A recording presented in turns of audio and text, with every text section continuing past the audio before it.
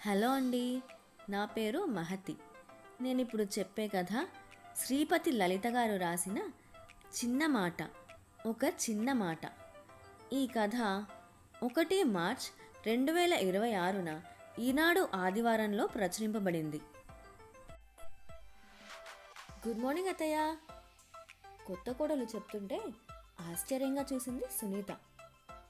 అప్పుడే లేచి స్నానం చేసి రెడీ అయ్యావా శృతి అంది విరిసిన పువ్వులాగా ఉన్న కోడలిని చూస్తూ. అత్తయ్య, నేను పిల్లల డాక్టర్ని. 8 కల్లా పేషెంట్లను చూడటం మొదలు పెట్టాలి మరి అంది శృతి. అయ్యో, నువ్వు ఇవాళ డ్యూటీలో చేరిపోతావు అనుకోలేదమ్మా. 2 దోశలు వేస్తాను, తినేసి వెళ్ళు అంది సునీత నొచ్చుకుంటూ. అత్తయ్య, మీరు టెన్షన్ పడకండి, నేను కాఫీ తాగి వెళతాను. వారం నుంచి పిల్లల్ని చూడలేదుగా, చూసి లంచ్కి వస్తాను. కళ్యాణ్ కూడా ఆసుపత్రికి వెళ్ళొస్తాడు నవ్వుతూ అంది శృతి. కోడలి వైపు మురిపెంగా చూసింది సునీత. తెల్లగా సన్నగా సన్నజాజి మొగ్గలా ఉంటుంది శృతి. కొత్తగా పెళ్ళైందేమో. మెడలో మెరుస్తున్న పసుపు తాడు, మంగళసూత్రం, నల్లపూసలు, పాపిట్లో సింధూరం, అన్నిటికంటే చక్కటి నవ్వు ఆ అమ్మాయికి అలంకారం. బయటికి వెళుతుంటే సునీత అత్తగారు కామాక్షి, ఏంటే పిల్ల, 16 రోజులు కాకుండానే వెళుతున్నావు అంది కొత్త మనవరాలిని చూస్తూ. తప్పదమ్మమ్మగారు అంటూ వెళ్ళిపోయింది. లంచ్ టైంకి అందరూ కూర్చున్నారు. పేరుకు అందరూ అన్నమాటే గాని అత్తగారికి భర్తకి వడ్డించడమే సరిపోయింది సునీతకి. సునీత, వంకాయ కూరలో ఉప్పు ఎక్కువైంది, అల్లం ఇంకొంచెం పడాలి, టొమాటో పప్పులో తిరగమాతం వేగలేదు అత్తగారు అంటుంటే, అవును, అమ్మ చెప్పింది కరెక్ట్. ఎన్నేళ్ళైనా వంట రాదమ్మా, ఎంత చెప్పినా అంతే, మొద్దు మొహం సునీత భర్త ప్రకాష్ అందుకున్నాడు. కళ్యాణ్ వంచిన తల ఎత్తకుండా తింటున్నాడు. ఇన్ని వంకలు పెడుతూ కూడా టెన్నిస్ బాల్ అంత ముద్దలు గుటుకు గుటుకుమని కామాక్షి తింటుంటే వేళ్ళు నాకుంటూ తింటున్నాడు ప్రకాష్. అదంతా ఏమీ పట్టనట్టు, ఇంకొంచెం కూర వేయనా శృతి, నా వంటలు నీకు కొంచెం అలవాటు అవ్వాలి, మీ అమ్మ వంటలా ఉండదు అంది సునీత. అవునత్తయ్య, మా అమ్మ వంటలా లేదు. మా అమ్మకి వంట రాదు, చాలా మటుకు నాన్నే చేస్తారు నవ్వుతూ అంది. ఏమిటి, ఆడంగిలాగా మీ నాన్న చేస్తాడా వంట, మీ అమ్మ ఏం చేస్తుంది అంది కామాక్షి అన్నంతో నిండిన బుగ్గలు నొక్కుకుంటూ. మా అమ్మ టీచర్ కదా అమ్మమ్మగారు, స్కూల్ బస్సు 7 గంటలకు వస్తుంది, తనకి భోజనం స్కూల్లోనే, అందుకని నాకు నాన్నకి నాన్నే వంట చేసేవారు, నాకు కొంచెం వంట వచ్చనుకోండి అంది. ఆ తర్వాత శృతి గమనిస్తే సునీత చేసిన ప్రతి వంటని కామాక్షి ప్రకాష్ విమర్శిస్తూనే ఉండేవారు. కాఫీలో పాలు తక్కువయ్యాయి, ఇడ్లీ గట్టిగా ఉంది, పచ్చడి మెదగలేదు, ఇలా అన్నిటికీ వంకలే. కళ్యాణ్ ఏమాత్రం పట్టించుకోకుండా ఒక ఋషిలాగా ఉంటే, మొహంలో విసుగు చిరాకు లేకుండా ఎప్పుడూ నవ్వుతూ ప్రశాంతంగా ఉండేది సునీత.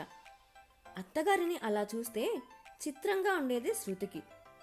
తట్టుకోలేక ఒకసారి సునీతని అడిగేసింది, మీరు చేసిన ప్రతి పనిని ఇద్దరూ తెగ విమర్శిస్తారు, మళ్ళీ ఒక్క పని కూడా చెయ్యరు, వాళ్ళ మీద మీకు కోపం రాదా అత్తయ్య? మా అత్తగారు పాతకాలం మనిషి శృతి, కొడుకు ఎక్కడ తన చేయి దాటిపోతాడోనని భయం.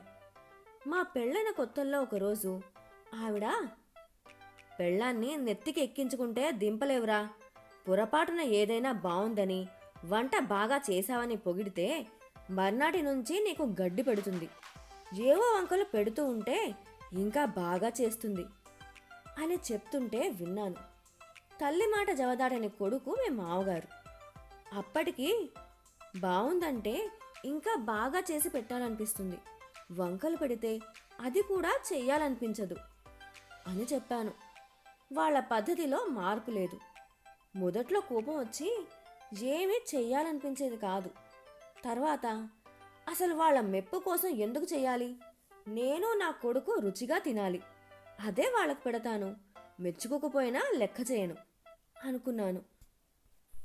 మా అత్తగారు చెడ్డది కాదు, ఉన్న ఒక్క కొడుకు తన గుప్పెటి నుంచి జారిపోతాడని భయం అంది సునీత నవ్వుతూ. శృతికి అది నచ్చలేదు. తమ ఇంట్లో ఎవరు ఏ చిన్న పని చేసినా మెచ్చుకోవడం, ప్రోత్సహించడం అలవాటు. ఆఖరికి అది ఇంట్లో పనిచేసే అమ్మాయినా సరే. తను ఒక్కతే కూతురు. తల్లి టీచర్, తండ్రి లెక్చరర్. ముగ్గురు సరదాగా ఉండేవారు. నానమ్మ కూడా అమ్మనే సపోర్ట్ చేసేది. పొద్దున్నే స్కూలుకు వెళ్ళి ఆ పిల్లలతో వాగి వస్తుంది పాపం. వంటదేముంది, ఎవరైనా చెయ్యొచ్చు అనేది. అవతల మనిషి ఎంత వయసు వాళ్ళైనా, ఎలాంటి హోదాలో ఉన్నా నువ్వు చేసిన పని బావుంది అని ఒక్క చిన్న మాట అంటే చాలు, అది ఎంతో ఉత్సాహాన్ని ఇస్తుంది అంటూ తల్లి చెప్పిన మాట పూర్తిగా పాటిస్తుంది శృతి. అందుకే ఆసుపత్రిలో కూడా ఆయాల దగ్గర నుంచి డాక్టర్ల దాకా శృతిని అందరూ గౌరవిస్తారు. కళ్యాణ్తో ఈ విషయం మాట్లాడితే, ఏమో శృతి, మా ఇంట్లో ఎప్పుడూ ఇంతే. మా నాన్న బామ్మ ఎవరినీ మెచ్చుకోరు. నన్ను అంతే. మెరిట్లో మెడిసిన్ చదివి కార్డియాలజీలో ఎంఎస్ చేస్తే ఇంకా సరిగ్గా చదవలేదని, సంపాదన సరిపోదని నొక్కులు నొక్కుతారు. పాపం అమ్మే నన్ను ముందు నుంచి ప్రోత్సహించింది అన్నాడు కళ్యాణ్. అబ్బే, ఇలా ఊరుకుంటే కాదు, చిన్న క్లాస్ తీసుకోవాలి వీళ్ళకి అందే శృతి. వద్దులే శృతి, మా నానమ్మ నోరు పెద్దది. మా నాన్న కూడా నిన్నేమన్నా అంటే బాగుండదు నసిగాడు కళ్యాణ్. అనుకోకుండా మరునాడే దానికి నాంది పడింది. సునీత ఉదయమే లేచి తలుపు తీసి పాల ప్యాకెట్లు తీస్తుండగా కాలు జారి పడిపోయింది. అమ్మా అన్న కేకకి అప్పుడే నిద్రలేచిన శృతి పరిగెత్తుకునొచ్చింది. కాలు మెలిక పడటంతో అక్కడ వాపొచ్చింది. నెమ్మదిగా సునీతని పట్టుకుని ఇంట్లోకి తీసుకుని వచ్చిన శృతిని చూసి కామాక్షమ్మ, అయ్యో ఏమైందే, చూసుకొని నడవద్దు, గుడ్డిదానిలాగా కళ్ళు మూసుకొని నడిచావా, ఎక్కడి నిద్ర చాలదు నీకు అంది విసురుగా. కోడలికి దెబ్బ తగిలిందన్న బాధ లేకపోగా సునీత ఏదో కావాలని పడినట్లుగా ఉంది కామాక్షమ్మకి. ఆసుపత్రికి తీసుకెళ్దాం కళ్యాణ్, వాపొచ్చింది, ఫ్రాక్చర్ ఏదైనా ఉండొచ్చేమో అన్న శృతి మాటలకి, అవును నాకు అలానే అనిపిస్తోంది అన్నాడు. అమ్మో, ఇప్పుడు దీనికి కాలు విరిగితే నా తిండి తిప్పల సంగతి ఏమిటి? అసలే షుగరు బీపీ ఉన్నాయి. ఒరే ప్రకాశం, నన్ను నీ చెల్లెలింట్లో దింపరా, దీనికి తగ్గాకొస్తాను. లోపలికి వెళ్ళి చిన్న సంచిలో 4 జతల బట్టలు పెట్టుకొచ్చింది ఆవిడ. భార్యకి ఎలా ఉంది అని కూడా పట్టించుకోకుండా సరే అని తలాడించి కారు తాళాలు తెస్తున్న మామగారిని చిత్రంగా చూసింది శృతి. ఇది నాకు అలవాటే అన్నట్లు నవ్వాడు కళ్యాణ్.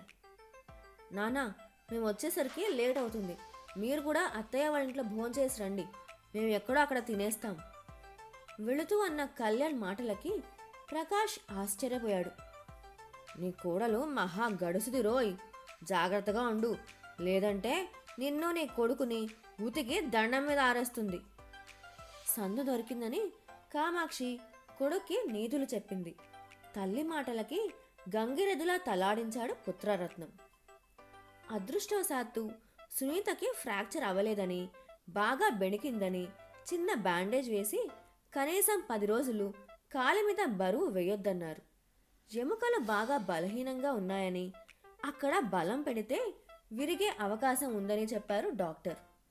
కాల్షియం తక్కువగా ఉంది కనుక మందులతో పాటు పాలు పెరుగు బాగా తీసుకోవాలని, కాలు వాపు తగ్గాక రోజు కనీసం అరగంట వాకింగ్ చేయమని సూచించారు.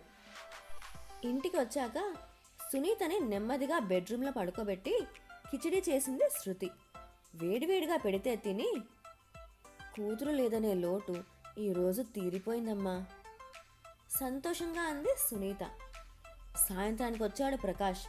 వచ్చాక కనీసం ఎలా ఉంది, ఏం చెప్పారు అని కూడా అడగలేదు.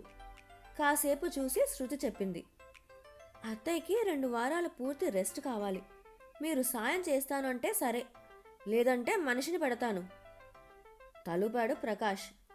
అది దేనికో అర్థం కాలేదు. పడుకునేలోగా 2-3 సార్లు శృతి అత్తగారి దగ్గరికి వెళ్ళి వాకర్ సాయంతో బాత్రూంకి తీసుకెళ్ళింది. చీర మార్చి నైటీ వేసింది. అన్నింటినీ బెల్లం కొట్టిన రాయిలా చూస్తున్నాడు కానీ ఏమీ సాయం చేయలేదు ప్రకాష్. పైగా శృతి రూంలోకి వచ్చినప్పుడల్లా ముఖం చిట్లించి చూస్తున్నాడు. నేను మనిషిని మాట్లాడాను, రేపొస్తుంది, 2 వారాల పాటు ఇక్కడే ఉంటుంది. అత్తయ్య గారు ఆ అమ్మాయి అమ్మమ్మ గారు రూమ్లో ఉంటారు అంటే తలూపాడు ప్రకాష్. సాయంత్రం అన్నం వండి అరటికాయ వేయించి పప్పు చేసింది శృతి. సునీతకి ముందే పెట్టి అందరికీ వడ్డించి తను కూడా తినడం మొదలుపెట్టింది. కూర ఇంకా వేగాలి, నూనె తక్కువగా వేసావు, పప్పులో ఇంగో ఘాటు లేదు అలవాటుగా అన్నాడు ప్రకాష్. సునీత గురించి ఏమీ అడగడం కానీ పట్టించుకోవడం కానీ చేయడం లేదని అసలే తిక్కగా ఉన్న శృతికి ఇంకా ఒళ్ళు మండింది. కళ్యాణ్, నాకు వంట ఇలానే వచ్చు, నచ్చిన వాళ్ళు తినొచ్చు, లేని వాళ్ళు వండుకోవచ్చు లేదా బయట తినొచ్చు అంది కోపంగా. కళ్యాణ్ ఏమీ మాట్లాడలేదు. ప్రకాష్కి అవమానంగా అనిపించి భోజనం వదిలేసి వెళ్ళాడు. రాత్రి వేయాల్సిన మందులు వేసి ఆ రోజుకి అత్తగారి దగ్గరే పడుకుంది శృతి. శృతి వెళ్ళాక ప్రకాష్ కొడుకుతో, మీ ఆవిడ అలా మాట్లాడితే ఉలుకు పలుకు లేకుండా చూస్తావేంటి అన్నాడు కోపంగా. అంత బాగా వంట చేసే అమ్మని వంట సరిగ్గా చేయలేదని నువ్వు తిట్టినప్పుడు ఏమన్నా అన్నానా ఇప్పుడు అనడానికి అంటూ రూంలోకి వెళ్ళి తలుపు వేసుకున్నాడు కళ్యాణ్. షాక్ తిన్నాడు ప్రకాష్. మర్నాడు పొద్దున్నే హెల్పర్ వచ్చింది. ఆమెకి సునీతని ఎలా చూసుకోవాలో, మందులు ఎలా వేయాలో అన్నీ చెప్పి తమ ఫోన్ నంబర్లు కూడా ఇచ్చి వెళ్ళింది శృతి. హెల్పర్ సాయంతో వంట మొత్తం పొద్దున్న చేసేది శృతి. పొద్దుటివే రాత్రి కూడా తినడానికి ప్రకాష్కి కష్టంగా ఉండేది. సునీతలాగా టిఫిన్లు రకరకాలు చేసేది కాదు, ఇడ్లీ లేదా ఉప్మా అంతే. ఒకరోజు ప్రకాష్, ఈ వంటలు తినలేక చస్తున్నా అని విసుక్కున్నాడు. రేపటి నుంచి వంట మనిషిని పెట్టమని చెప్పు కళ్యాణ్ మీ నాన్నగారికి, డ్యూటీ చేస్తూ నేను ఇంతకంటే చెయ్యలేను. అయినా అత్తయ్య గారు రకరకాలుగా చేసినప్పుడు కూడా జిల్లానే విసుక్కున్నారు కదా, అప్పటికి ఇప్పటికీ తేడా ఏమిటో వ్యంగ్యంగా అంది శృతి. మర్నాటి నుంచి ప్రకాష్కి విసురులు మొదలయ్యాయి. ఏంటి కళ్యాణ్, నువ్వు కూడా మీ నాన్నలాగా ఎక్కడి వస్తువులు అక్కడ పడేస్తావు, సర్దిపెట్టు అని ఒకసారి, నేను చేసిన వంట బాగుంటే మెచ్చుకోవాలి, అప్పుడే చేయబుద్ధి అవుతుంది. మీ అమ్మగారికి ఉన్నంత ఓర్పు నాకు లేదు, వంకలు పెట్టినా పట్టించుకోకపోవడానికి అని ఒకసారి విసురులు వినిపిస్తున్నాయి. శృతికి వంట అలవాటు లేక, టైం లేక సాదాసీదాగా చేస్తుంది. సునీత చేతి వంట రుచే వేరు. ఆ సంగతి ఇప్పుడిప్పుడే అర్థమవుతోంది ప్రకాష్కి. కళ్యాణ్, శృతి ఇవాళ పప్పు బాగుంది, కూర అదిరింది అంటుంటే ప్రకాష్కి ఒళ్ళు మండిపోయేది. పెళ్ళైన నాటి నుంచి ఒక్కరోజు కూడా సునీతని మెచ్చుకోలేదు. తల్లి మాటలు విని ప్రతిదానికి తిట్టడం, వంకలు పెట్టడం. అయినా సునీత ఏ రోజు తనని విసుక్కోలేదు, కోపం తెచ్చుకోలేదు. ప్రకాష్కి భార్య విలువ బాగా తెలిసొస్తోంది. ప్రతిదానికి తాను ఆమె మీద ఎంతగా ఆధారపడ్డాడో అర్థమైంది. సునీత చిన్నవాటికి కూడా కోడలిని మెచ్చుకుంటూ ఆప్యాయంగా మాట్లాడుతుంటే శృతి కూడా సునీతని ఎంతో ప్రేమగా చూసుకుంటోంది. ప్రకాష్లో నెమ్మదిగా మార్పు మొదలైంది. రోజూ కాసేపు సునీత దగ్గర కూర్చొని మాట్లాడుతున్నాడు. ఏమైనా కావాలా, మందులు వేసుకున్నావా అని అడుగుతున్నాడు. మామగారిలో ఆ చిన్న మార్పుకే అత్తగారు పొంగిపోతుంటే ఇంకా మారాలి అని ఆ పొంగు మీద నీళ్లు చల్లుతోంది శృతి. వారం తర్వాత కామాక్షి ఫోన్ చేసింది. ఇక్కడ అల్లుడు తెగ విసుక్కుంటున్నాడు, ముసలివాళ్ళయ్యాక తిండి తగ్గించాలి, పెట్టింది నోరు మోసుకొని తినక వంకలు పెట్టేట్లయితే మీ ఇంటికి వెళ్ళిపోండి అన్నాడు. నేను ఇక్కడ ఉండను అంది కొడుకుతో.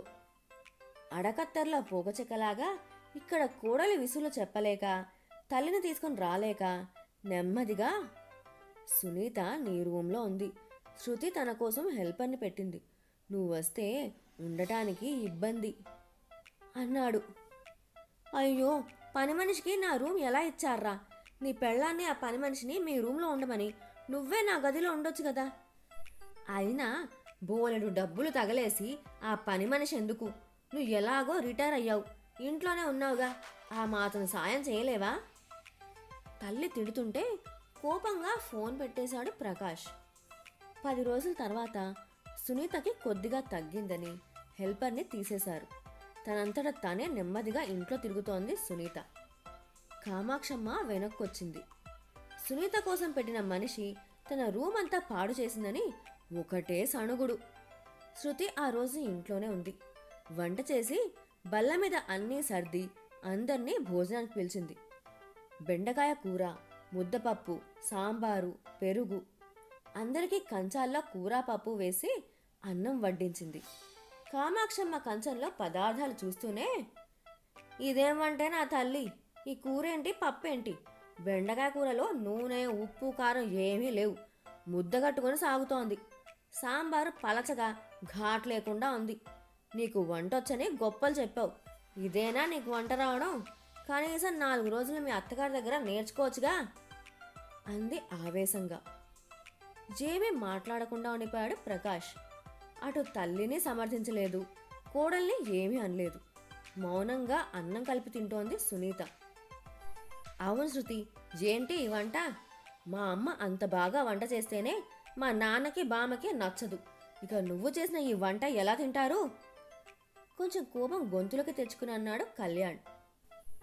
ఎప్పుడు మాట్లాడని కళ్యాణ్ అలా అంటుంటే నోట్లో పెట్టుకోబోయిన ముద్ద కంచంలో పెట్టి ఆశ్చర్యంగా చూసింది సునీత. అలా అడగరా మనవడా, ఈ గడ్డి తినడం నా వల్ల కాదు అంటూ లేవబోయింది కామాక్షి. కూర్చోండి గట్టిగా గదిమింది శృతి. ఏంటి కళ్యాణ్, వంట బాగాలేదా? మీ బామ్మకి బీపీ ఎక్కువగా ఉంది, షుగర్ కంట్రోల్లో లేదు. ఆడ పాదాలు చూసావా, నీరు పట్టి వాచున్నాయి. 80 ఏళ్ల ఆవిడ ముప్పొద్దుల అన్ని పచ్చళ్ళు స్వీట్లతో ఆ తిండి ఏమిటి? మీ నాన్నగారికి షుగర్ పెరిగింది, మొన్ననే నేను చెక్ చేశాను. వాళ్ళిద్దరికీ పూర్తి పథ్యం భోజనం పెట్టాలి. నిన్నటి వరకు ఉప్పులు కారాలు నూనె వేసి వైరంగా మీ అమ్మగారు వంట చేస్తే తీరిగా కూర్చుని అందరూ వంకలు పెట్టారు. ఇప్పుడు ఆవిడ కాళ్ళ నొప్పితో మంచం మీద ఉంది. ఇంట్లో పనంతా నేను ఒక్కదాన్ని ఎలా చేసుకుంటున్నానో ఏమన్నా ఆలోచించారా? నా వంట ఎవరికి నచ్చకపోతే వాళ్ళు 2 రోజులు చెయ్యండి, నేను కూర్చొని తింటాను. పని చేయకుండా ఇలా వంకలు పెట్టడం నాకు నచ్చదు. గయ్యమంది శృతి. ఏంటమ్మగారు, నేను అత్తయ్య గారి దగ్గర వంట నేర్చుకోవాలా? ఆడ వంటకి రోజు వంకలు పెడతారుగా, మరి ఆవిడ దగ్గర ఎందుకు నేర్చుకోవాలి? 4 రోజులు మీరు చేయండి, చూసి నేర్చుకుంటాను నేను ఆవేశంగా అని ఊపిరి పీల్చుకుంది. ఎర్రబడ్డ శృతి మొహం చూసి ఆమె చూడకుండా ముసిముసిగా నవ్వాడు కళ్యాణ్. ప్రకాష్ బిత్తరపోయి చూస్తున్నాడు. కొంచెం ముందుగా తేరుకున్న సునీత, ఊరుకోమ్మా శృతి, పెద్ద ఆవిడ, అమ్మమ్మగారితో నువ్వు అలా మాట్లాడకూడదు. రేపటి నుంచి వంట నేను చేస్తానుగా, నీకెందుకు ఈ గోలా అంది. ఎన్ని రోజులు అత్తయ్య మీకు ఈ చాకరీ? ఒక మెప్పు లేదు, మెహర్బానీ లేదు. కనీసం ఇవాళ వంట బాగుందని కానీ, మా కోడలు మంచిదని, నన్ను బాగా చూసుకుంటుంది అని కానీ ఒక చిన్న మాట లేదు. మీకు కోపం ఎందుకు రాదసలు? ఉక్రోషంగా అంది శృతి. పక్కున నవ్వింది సునీత. నేను నిజంగా కోపం తెచ్చుకుంటే ఈ ఇంట్లో ఉండలేను శృతి. వీళ్ళకి ఒకరిని విమర్శించడం తప్ప మెచ్చుకోవడం రాదు. అందుకే నేను ఇంట్లో చేసే పని ఒక బాధ్యతగా చేస్తాను, ప్రేమగా చెయ్యలేను. ఇంకా ఏదో అనబోతుంటే కామాక్షి, అంటే మేము నిన్ను ఏదో రాచి రంపాన పెడుతున్నామా? గట్టిగా పెద్ద గొంతు పెట్టి అంది. అదే మీకే తెలియాలి. మీరు అన్నిటికీ వంకలు పెట్టడం, అది పట్టుకొని ఆయన నన్ను తిట్టడం. కొన్ని రోజులు ఏడ్చాను, కొంతకాలం బాధపడ్డాను, తర్వాత అలవాటు పడిపోయాను. ఆ తర్వాత పట్టించుకోవడం మానేశాను. ఏదో కోడలిని కంట్రోల్లో పెట్టానని సంతోషపడుతున్నారు, కానీ మీరు ఏం పోగొట్టుకున్నారో మీకు తెలియదు అత్తయ్య. నా కొడుకు కోడలు నన్ను ఇంత ప్రేమగా చూస్తుంటే నాకు ఇప్పుడు అర్థమైంది మీరేం కోల్పోయారు. అందుకే మీరంటే జాలి తప్ప మరేమీ లేదు అంది సునీత. సునీత ఇలా మాట్లాడుతుందని ఏమాత్రం ఊహించని కామాక్షమ్మ కోపంతో ఊగిపోయింది. ఒరే ప్రకాశం, నీ పెళ్ళాం చూడరా, నన్ను అంతలేసి మాటలు అంటుంటే దాన్ని 4 వాయించకుండా చూస్తూ నిల్చున్నావు అన్న తల్లితో, నా పెళ్ళామేనా అమ్మా? నీకేమి కాదా? అలా అయితే నా పెళ్ళాం, నా కొడుకు, నా కోడలు ఎలా చెప్తే అలా వింటాను నేను. ఇక్కడ ఉండాలంటే నువ్వు వాళ్ళు చెప్పినట్లు విను. లేదంటావా? నీ ఇష్టం. జేనాడు నీ మాట కాదనలేదు నేను. ఇప్పుడైనా అంతే. కొడుకు మాటలకి నిశ్చేష్టురాలైంది కామాక్షి. లే సునీత, ఎక్కువసేపు కాలు కింద పెడితే వాపొచ్చి నొప్పి ఎక్కువ అవుతుంది. రెస్ట్ తీసుకో. దగ్గరకొచ్చి చెయ్యి అందిస్తున్న భర్తని ఆశ్చర్యంగా, ఆనందంగా చూసింది సునీత. శృతి నవ్వుతూ, చిన్న మాట, ఒక చిన్న మాట అనే కూని రాగాలు తీస్తుంటే ముసిముసిగా నవ్వుకున్నాడు కళ్యాణ్.